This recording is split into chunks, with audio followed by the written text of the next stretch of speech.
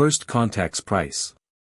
The crimson dust of Proxima B swirled around Raven Blackwood's boots as she trudged through another day of soil sampling. The colony's biodomes rose behind her like massive soap bubbles against the rust-colored sky, humanity's first foothold among the stars. After 3 years of terraforming work, they'd managed to create barely enough breathable space to house 5,000 colonists. That's when everything changed. The ground-penetrating radar picked it up first, an anomaly buried 20 meters below the surface. Raven expected another deposit of rare earth minerals, the kind that had helped fund this expedition in the first place. Instead, her team uncovered something that would reshape humanity's understanding of its place in the cosmos. Control, this is Site Beta. You need to see this. Raven's voice trembled as she stared at the metallic surface emerging from the excavation pit. The object was clearly artificial, a perfect sphere about 3 meters in diameter, covered in intricate patterns that seemed to shift and flow like liquid mercury. The response from Control was immediate. Site Beta, maintain position. Dr. Sterling is en route with a containment team. Raven knew Dr. Noah Sterling well enough. The colony's chief xenoarchaeologist had been vocal about his theories that Proxima B might have hosted intelligent life in its distant past. But even he couldn't have predicted this. Within hours, the dig site transformed into a hive of activity. Teams of scientists in protective suits swarmed around the sphere, taking readings and photographs. But it was Raven who first noticed the patterns weren't random, they were changing in response to their presence. The energy signatures are unlike anything we've ever seen, Dr. Sterling announced, his dark eyes wide with excitement behind his protective visor. It's not just ancient technology, it's still active. That's when the first ship appeared in orbit. The Vraxians arrived without warning, their massive vessel simply materializing above the colony as if it had always been there. Their message was clear, the sphere belonged to them, and humanity had no right to interfere with their property. Standing in the colony's main conference room, Raven watched the alien delegation with a mixture of awe and unease. The Vraxians towered over the human representatives, their iridescent exoskeletons reflecting the artificial lighting in rainbow patterns. Their four-armed bodies moved with an unsettling grace, and their compound eyes seemed to take in everything at once. Your presence here is a violation, the lead Vraxian announced through their translation device. This world was seeded with our technology millennia ago. You are interfering with an ongoing experiment. Colony Administrator Diana Chen stood her ground. We had no way of knowing. We're peaceful settlers, seeking a new home among the stars. Surely we can reach an agreement. Agreement? The Vraxian's mandibles clicked in what might have been amusement. You are test subjects now. Your colony's discovery of our monitoring station has activated the next phase. We will observe how you adapt. The implications hit Raven like a physical blow. They hadn't just found alien artifacts, they'd stumbled into an ancient testing ground, and the original owners had returned to check on their experiment. Over the next few weeks, changes began to manifest across the colony. Strange structures emerged from the ground, reshaping the landscape. The Vraxians watched with clinical detachment as the colonists struggled to adapt to their rapidly transforming environment. Raven spent countless hours studying the sphere and the new structures, trying to understand their purpose. She noticed patterns in the transformations, a logic that seemed just beyond her grasp. The Vraxians had seeded this world with self-replicating technology, but to what end? The answer came in the form of a discovery that would change everything. Deep within the colony's database, Raven found references to similar structures in ancient Earth mythology. The patterns, the transformations, they weren't random. They were building something. Or rather, growing something. It's a Genesis engine, she explained to Dr. Sterling one evening, her hands shaking as she pulled up the holographic models. The Vraxians aren't just testing our ability to survive, they're testing our ability to understand and control their technology. And I think I know what it's creating. Before she could elaborate, the alarms began to sound. Above the colony, the sky had turned to liquid fire, and something massive was taking shape in the flames. The Genesis engine had activated, and humanity's greatest challenge was about to begin. Raven watched through the dome's transparent panels as a form began to materialize, a creature of impossible beauty and terrible power. The Vraxians had created the ultimate test of humanity's worth, a dragon born of ancient technology and alien science, a being that could either destroy them or become their greatest ally. The choice, she realized, would depend entirely on whether humanity could prove itself worthy of such power. And as the creature's shadow fell across the colony, Raven knew their true trial was just beginning. The Guardian's choice. Zara Sullivan had spent her entire career studying alien biology, but nothing had prepared her for this. Through the reinforced observation window, she watched as the dragon circled the colony's main dome, its crystalline scales refracting the light of Proxima Centauri into countless prismatic patterns. The creature defied everything she knew about biological systems. Its body seamlessly merged organic and technological components, creating something that shouldn't exist outside of mythology. Yet here it was, a testament to the Vraxians' mastery over matter itself. Initial scans show it's generating its own gravitational field, she reported into her recorder, trying to keep her voice steady. The energy readings are off the charts, but they're stable. Whatever the Vraxians created, they designed it to last. Behind her, Dr. Sterling and Raven were deep in discussion about the Genesis engine's purpose. But Zara couldn't take her eyes off the dragon. There was something in its movements, a deliberate grace that suggested more than just programmed behavior. "It's watching us," she announced, interrupting their conversation. "Not just observing, it's studying us, learning." The Vraxian overseer, whom they'd dubbed Sentinel, clicked its mandibles in what they'd learned was amusement. "Of course it studies you. The Nexus Guardian must evaluate whether your species deserves to exist in this sector of space." The revelation sent a chill through the observation room. They weren't just test subjects, they were being judged. Zara spent the next several days establishing a baseline for the dragon's behavior patterns. She noticed how it responded to different members of the colony, showing varying levels of interest or indifference. But it was during the incident with the atmospheric processors that everything changed. A dust storm had overwhelmed the colony's filters, threatening to contaminate their air supply. As engineering teams rushed to repair the damage, the dragon descended from its patrol. Everyone expected destruction. Instead, it used its control over gravitational fields to create a protective barrier, holding back the storm until repairs could be completed. "It protected us," Zara argued in the emergency council meeting that followed. "This isn't just about judgment, it's about potential. The Vraxians want to see if we can work with their creation, not just survive it." The Vraxian Sentinel watched these developments with increasing agitation. This wasn't how the test was supposed to proceed. Previous species had either attempted to destroy the Guardian or cowered in fear. Humanity's approach was unexpected. Zara began spending more time in the observation dome, documenting every interaction.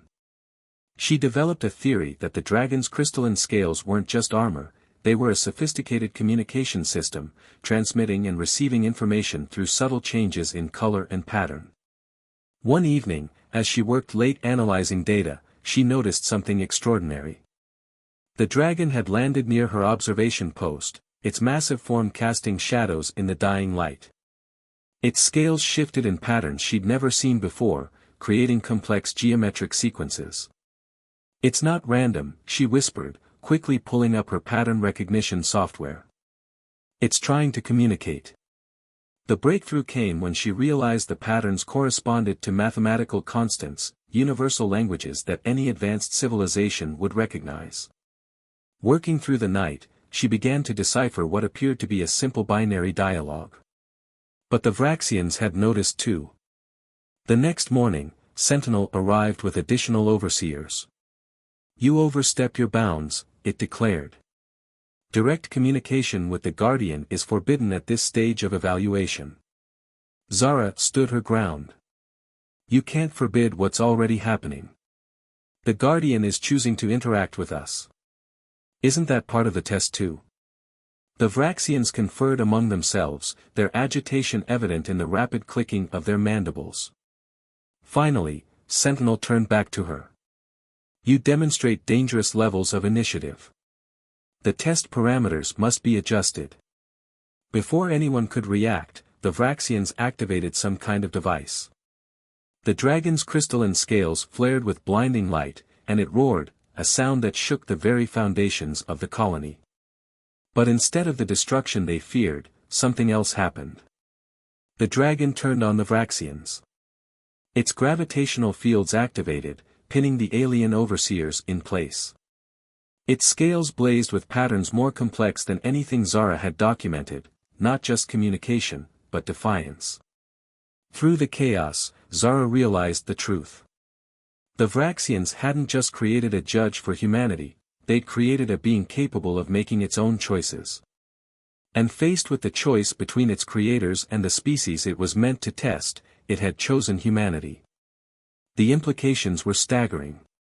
But as alarms blared throughout the colony and the Vraxian ship descended from orbit, Zara knew they had crossed a point of no return. The real test was just beginning, and the stakes were higher than anyone had imagined. Scales of revolution. Commander Marcus Torres had seen his share of impossible situations during his years of space exploration, but nothing quite like this. The Vraxian warship loomed above the colony like a storm cloud made of metal and malice, its weapon systems charging with an ominous purple glow. Inside the colony's command center, he watched as Raven and Zara worked frantically to decode more of the dragon's crystalline language.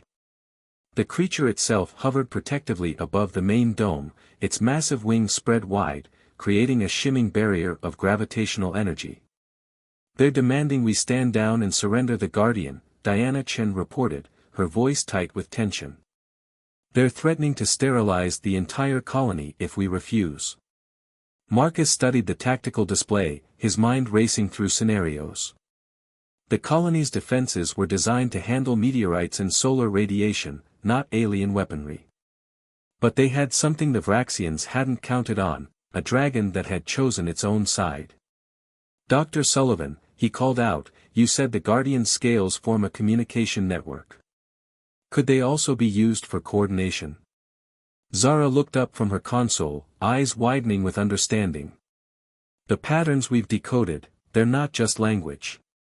They're command protocols. The Vraxians used them to control all their technology on this planet. Including the Genesis engine," Raven added, her fingers flying over her holographic interface. "The dragon isn't just a creation of the engine, it's the key to controlling it." The pieces fell into place in Marcus's mind. The Vraxians hadn't just given them a test, they'd unknowingly provided them with the tools for their own liberation. "How long until they attack?" he asked Diana. "Their weapons will be fully charged in 20 minutes. Marcus turned to the assembled team. "Then we have 19 minutes to rewrite the rules of their game. Raven, I need everything you've learned about the Genesis engine. Zara, keep working on those command protocols. The rest of you, prepare for emergency protocols." The next quarter hour was a blur of activity. While the dragon maintained its protective barrier, the team worked to integrate their understanding of Vraxian technology with their own systems. They discovered that the Genesis engine hadn't stopped its work, it had merely been waiting for the right commands. "Commander." Zara's voice cut through the tension. "We've got it. The basic command structure is similar to Earth's binary code, but it operates in quantum states. The dragon doesn't just understand these commands, it can amplify and transmit them." Marcus nodded grimly. "And the engine will respond?" "It should do more than respond," Raven interjected. "The entire planet is laced with Vraxian technology. If we broadcast the right sequence through the Guardian's crystalline network, we can turn their own world against them," Marcus finished. He keyed the colony-wide comm, "All personnel, brace for potential gravitational disturbance. This is going to get interesting." The Vraxian ship had begun its final approach, its weapon systems pulsing with deadly intent. Through the command center's viewport, Marcus could see Sentinel and the other overseers watching with what might have been satisfaction. They still thought they controlled this situation. They were wrong. Now, Marcus ordered. Zara transmitted the command sequence to the dragon. For a moment, nothing seemed to happen. Then the creature's scales blazed with blinding light, patterns cascading across its surface like liquid lightning. The signal rippled outward, touching every piece of Vraxian technology buried beneath the planet's surface. The effect was immediate and devastating. Across the landscape, structures began to emerge, not chaos, but a carefully orchestrated symphony of transformation. The Genesis engine, dormant for so long, roared to life with new purpose. The Vraxian ship faltered, its weapons powering down as the command signals overrode its systems. On the ground, the overseers froze, their exoskeletons responding to phantom commands. By the protocols of your own test, Marcus broadcast to the Vraxian ship, we have demonstrated our ability to understand and control your technology. But unlike you, we choose cooperation over domination. Through the viewport, he could see the dragon turning to face the Vraxian ship.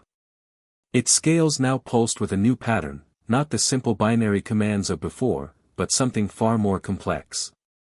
It was communicating directly with the ship's AI systems, offering them the same choice it had made, freedom from their creator's control. The response came not from the Vraxians, but from their ship itself. Its purple weapon signatures faded, replaced by the same crystalline patterns that adorned the dragon's scales. Marcus allowed himself a small smile. The Vraxians had created the ultimate test of species worth, never considering that their own creation might judge them in return. As the Genesis engine continued its work, reshaping the planet according to new commands, he realized they hadn't just passed the test, they transcended it. But victory came with its own challenges. As the dust settled and the Vraxian overseers were contained, Marcus knew the real work was just beginning. They had gained powerful allies in both the dragon and the liberated Vraxian AI, but they had also fundamentally changed the balance of power in this sector of space. The revolution had succeeded. Now they had to prove they deserved it. Wings of Defiance.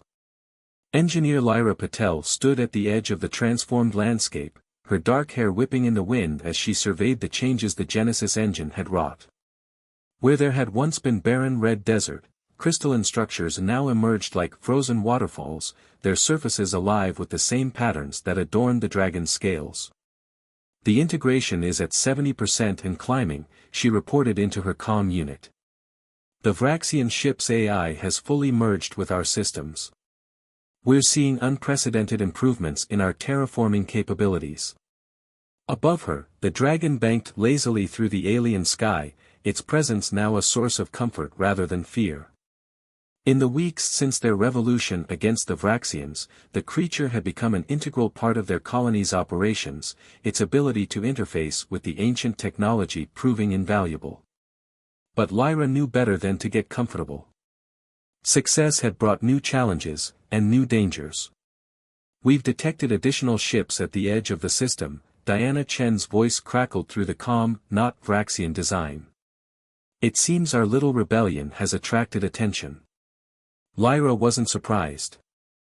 The news of a human colony successfully turning Vraxian technology against its creators would spread.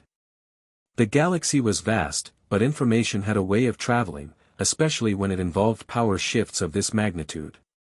She made her way back to the main research facility, where Raven and Zara had set up what they called the interface chamber, a space designed to facilitate direct communication with both the dragon and the liberated Vraxian AI. The walls pulsed with crystalline patterns, a visual representation of the constant data flow between human and alien systems. The new ships are holding position, Commander Torres announced as she entered. Their designs matched known signatures from the Meridian Collective, a species that's had their own conflicts with the Vraxians. They're here to assess the threat, Lyra concluded. Or the opportunity. The dragon's latest scan data flickered across the chamber's walls. The creature had been monitoring the new arrivals, its enhanced senses providing details their own systems couldn't match. The patterns it transmitted showed not just the ship's positions, but their internal configurations, power signatures, and weapon systems. "Look at this," Lyra pointed to a particular sequence of crystalline pulses. "The dragon isn't just scanning them, it's recognizing them. These patterns match fragments we've decoded from the Genesis engine's archives." Zara leaned forward, her eyes widening. "The Meridians, they were tested too. Before the Vraxians came to our world, they visited others. The dragon remembers." The implications hit Lyra like a physical blow. They weren't just dealing with one species' technology, they were uncovering an entire history of galactic manipulation. The Vraxians had been conducting their tests across multiple worlds, multiple civilizations, all leading to this moment. A new pattern erupted across the chamber's walls, urgent, complex. The dragon had detected something in the Meridian ship's transmissions that their own systems had missed. "They're not here to fight," Lyra realized, interpreting the patterns. "They're here to warn us." The chamber's holographic display shifted, showing a massive fleet emerging from hyperspace at the edge of known space. Vraxian ships, dozens of them, but different from the one they'd encountered. These were older, more powerful, commanded by Vraxians who wouldn't take kindly to their technology being turned against them. "How long do we have?" Commander Torres demanded. 3 days, maybe 4, Lyra calculated. "But we're not defenseless. The Genesis engine hasn't just been transforming the landscape, it's been preparing." She pulled up her latest engineering schematics, showing how the crystalline structures spreading across the planet's surface formed a vast network of interconnected systems. Energy conduits, defense platforms, and communication arrays, all growing and evolving under the dragon's guidance. "The Vraxians built their technology to be adaptive," she explained. "They never considered that it might adapt beyond their control. Every improvement we make, every system we integrate, makes the network stronger." The dragon landed outside the facility, its massive form casting shadows through the crystalline walls. Its scales rippled with new patterns, not just communication, but commitment. They had proven themselves worthy of its trust, and it would stand with them against its former masters. Lyra's hands flew over the control interfaces, initiating the protocols they developed. Around the colony, the crystalline structures began to pulse with energy. The Vraxian ship that had once threatened them now moved into defensive position, its systems fully aligned with their own. "Send a message to the Meridian ships," she instructed. "Tell them we understand the warning, but we're not running. If they want to stand with us against the Vraxians, they'll find we're stronger than our enemies expect." The dragon's scales flashed in agreement, transmitting the message across space. The response was immediate. The Meridian ships broke their holding pattern, moving to join their defensive formation. As Lyra watched the alliance take shape, she realized they had stumbled into something far larger than their initial struggle for survival. The Vraxians had spent millennia testing species across the galaxy, never realizing they were creating the very force that would challenge their dominion. The true test wasn't about controlling their technology, it was about using it to forge connections they never imagined possible. And as the dragon's shadow fell across the transformed landscape, Lyra knew they were ready for whatever came next. Dawn of Understanding. Dr. Noah Sterling watched the approaching Vraxian fleet through the colony's enhanced sensor array, each ship a blazing point of light against the darkness of space. The crystalline structures that now covered much of Proxima B's surface pulsed with anticipation, their patterns reflecting the tension that gripped the colony. "The primary fleet will be within range in 6 hours," he reported to the gathered council. "Their numbers are significant." Around the conference table sat the unlikely alliance that fate had brought together. Commander Torres and Diana Chen represented the human colony. 2 Meridian ambassadors, their silvery skin reflecting the room's lights, sat opposite them. And in the center of the table, a holographic representation of the Vraxian ship's AI flickered with the same patterns that adorned the dragon's scales. Their technological advantage is considerable, one of the Meridian ambassadors noted, their melodic voice translating smoothly through their communication systems. But they do not understand what they face. Noah smiled.